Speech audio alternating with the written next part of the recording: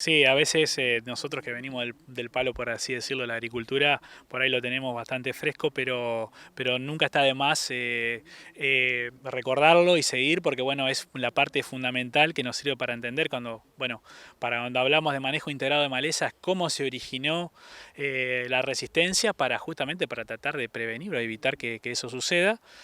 Cuando, por ejemplo, en algunos ámbitos, como puede ser el ámbito citrícola, vemos que muchas malezas están apareciendo, mejor dicho, ¿no? Han aparecido ya hace muchos años, pero su presencia en los lotes va incrementándose y que muchas veces son un problema porque sí, el glifosato sigue siendo la manera más práctica, barata y eficiente para controlar muchas malezas y bueno, los productores empiezan a ver que muchas de esas malezas se escapan justamente porque son resistentes al glifosato y bueno, hoy nos tocó hablar de un poco cuáles son las alternativas que tenemos al glifosato para controlar muchas de esas malezas, como estuvimos viendo, o sea, lo que es parietaria, el caso de ocucha, rama negra, que por ahí para el productor quizás agrícola le resultan ya un poco más conocidas y su control, pero bueno, acá empiezan a crecer y bueno, los productores quieren saber cuáles son las alternativas y bueno, tratamos hoy de darle algunas de esas alternativas, ¿no? Quizás uno de los primeros tips es la rotación de principios activos. Sí, eso es fundamental. O sea, el rotar el principio activo es la regla número uno para prevenir resistencia. Es decir, si rotamos activos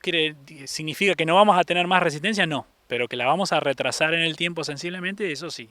Entonces usar herbicidas con diferentes mecanismos de acción o mezcla de tanque de herbicidas con diferentes mecanismos de acción, eso también retrasa sensiblemente la presencia de resistencia o el desarrollo de resistencia. Otro de los puntos a tener en cuenta es tamaño de malezas. Es fundamental, fundamental. Cuando una de las maneras que vos tenés para seleccionar y desarrollar con el tiempo resistencia es la baja dosis. La baja dosis vos la podés hacer conscientemente, bajando la dosis de un herbicida recomendado. Si bajás de 3 a 2 litros el uso del glifosato, por ejemplo, es una manera. Pero otra vez lo haces de manera inconsciente. Cuando vos, como decíamos hoy en la charla, cuando vos aplicás cualquier herbicida con una rama negra de 25 centímetros, la cantidad de herbicida por unidad de área de biomasa es menor que si la aplicaste con una rama negra en estado de roseta. ¿Cuál es la importancia de la calidad del agua? Fundamental. Otro de los puntos que muchas veces no se lo tiene en cuenta, sobre todo quizás en ámbitos como el citrío, donde vimos que para controlar malezas se usa hasta volúmenes de 200 litros, muy superiores quizás a lo que se usa por ahí en un lote agrícola.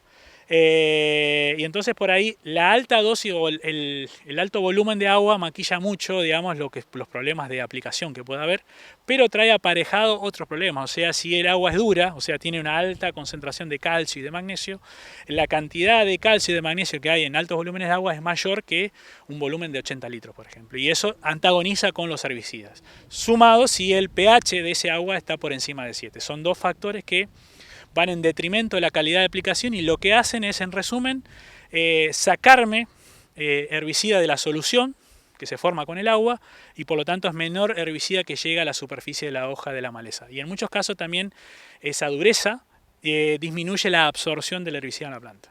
¿Cuáles serían las malezas más frecuentes de aparición en lo que son las quintas citrícolas hoy en día? En las citrícolas hoy, digamos, como estuvimos viendo, son rama negra, en el caso de parietaria, está apareciendo mucho lo que es ryegrass, como viste, consultas respecto a cloris, son malezas que están, por suerte no están entrando lo que es yuyo colorado, que esperemos que no entre, pero bueno, esas son en general quizás las malezas más destacadas, lo que es Santa Lucía, comelina también, ha habido muchas consultas y notamos cuando uno recorre los lotes que hay la presencia de esta maleza y bueno, de las cuales hablamos un poco de su manejo hoy, ¿no? Dentro de las preocupaciones que se notaba dentro de los productores citrícolas por ahí, eran que a la hora del control de las malezas puede haber algún riesgo de fitotoxicidad y con respecto también a la biología del suelo. Exactamente, sí, esas fueron las consultas y por suerte vino esa consulta porque es muy importante, estamos hablando de suelos arenosos. Los suelos arenosos, al no tener materia orgánica, al no tener arcilla, digamos, no son retenidos los herbicidas, muchos quedan ahí en el agua, en la solución del suelo y son susceptibles de ser lavados y de llegar a las napas o de ser absorbidos por las plantas. En ese caso, cuando son absorbidos la planta, generan problemas de disminución de producción o en algunos casos ha habido pérdida de plantas. Y muchas veces, las aplicaciones acá se hacen por tancada y en realidad debería hacerse por dosis por hectárea, digamos, y por eso, por ejemplo, hicimos mucho hincapié de usar el mesulfurón, pero no pasarse los 5 gramos por hectárea año, porque, reitero, estamos en suelos arenosos en los cuales ese herbicida no es retenido. Y después hicimos hincapié en una herbicida que no debería usarse, pero se usa, que es la atracina. La atracina primero está prohibida ya en muchos mercados, por ejemplo el mercado europeo, la Comunidad Europea está prohibido. En Uruguay está prohibido. Una herbicida muy susceptible de llegar a las napas, porque tiene una alta solubilidad, sumado, reitero, no hay materia orgánica, no hay arcilla, llega a las napas y contamina las napas. Y hay trabajos serios de la comunidad científica que dicen que puede tener cierto riesgo para la salud humana, por lo tanto recomendamos no usarla y disminuir al mínimo su uso, porque vimos que hay alternativas, como el caso de terbutilacina, que es un pariente pero con muchísimo menor pacto ambiental, con un espectro de control digamos, similar a la atracina y recomendado también para su uso en citricultura. ¿Cuáles son las recomendaciones de manejo agronómico en una quinta citrícola? Sí, básicamente, digamos, hablamos hoy, hicimos hincapié en lo que son el uso de herbicidas residuales, que al igual que en la agricultura, en muchos aspectos, digamos, cuesta todavía incorporarlo, pero empezar a incrementar el uso sobre todo de herbicidas residuales. Usar herbicidas residuales implica también conocer el ciclo de la maleza, o sea, si yo voy a usar un herbicida para controlar rama negra como residual, tengo que anticiparme, tengo que usarlo por marzo, abril, aplicarlo ahí, anticiparme al nacimiento, saber que tengo que tener descubierto el suelo, o sea que tengo que quemar lo que está presente para que me llegue ese herbicida a la superficie del suelo.